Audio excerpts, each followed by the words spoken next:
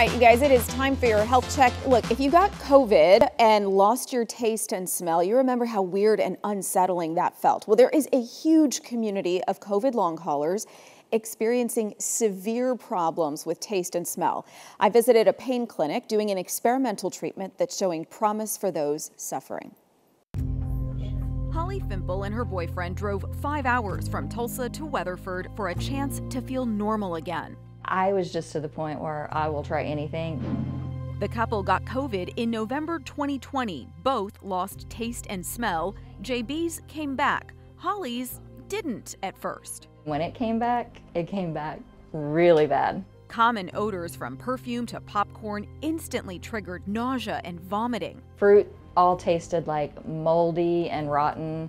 The worst smells were coffee and onions. She rarely leaves their house. I've missed so many family birthdays and stuff where everybody was meeting. I just can't do it. I'm not going to be sitting in a restaurant and throwing up in front of people. I can't.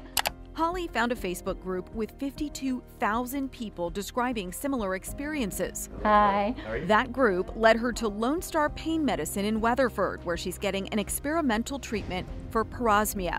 That's when the brain can't properly identify something's natural smell. Instead, stuff smells burned, rotten, or chemical. I'm hoping to get some normal taste back. Joshua Dunlap lets us watch as he performs a 5-minute procedure called a stellate ganglion block. Gonna be the worst of it. Using ultrasound guidance, he injects medication into nerves in the neck. The stellate ganglion lies right in this little fascial plane right there. On either side of the voice box. It's almost like hitting the reset button on the sympathetic nervous system to kind of get things back to normal. All right, that's it. Minutes later, Holly is taste and smell testing. Thing like this. Before the block, she says Sprite used to taste like perfume. Sprite's better. Perfume's gone. Good. While not everything is back to normal, Yeah, that's still. she says it is getting better. It's a little bit better. It still has a little bit of a mold taste, but not near as bad.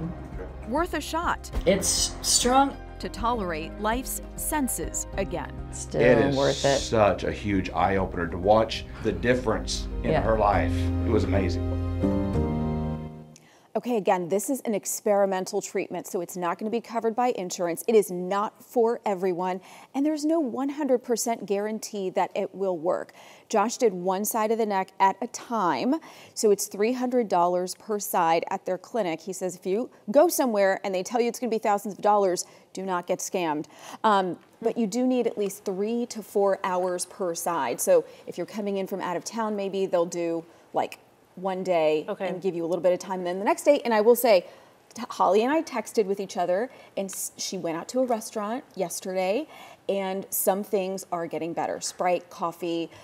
She was able to eat some pasta and salad and stuff like that. And based on what she told me about what life has been like, this is a total 180. Yeah, and it's hard to imagine just how difficult that is if you can't taste or smell, or if when you do get it back, things are terrible. But anybody I've spoken to who's dealt with this has said it is miserable. Yeah. Well, you can just see the visceral reaction she has when she bit into that chip. And that was Thursday. So think between Thursday and Sunday, there's still a little bit of a change, a little bit of an evolution. And that was her second treatment. So you can only do 3 or 4. How long did they say that evolution could potentially go on? It's so different for everyone. Okay. Yeah, it's so wild. Interesting. Thanks for sharing. But they're Sonia. desperate, so willing to try anything. Yeah, I'd be too if everything tasted like mold. Come on, right? Yeah.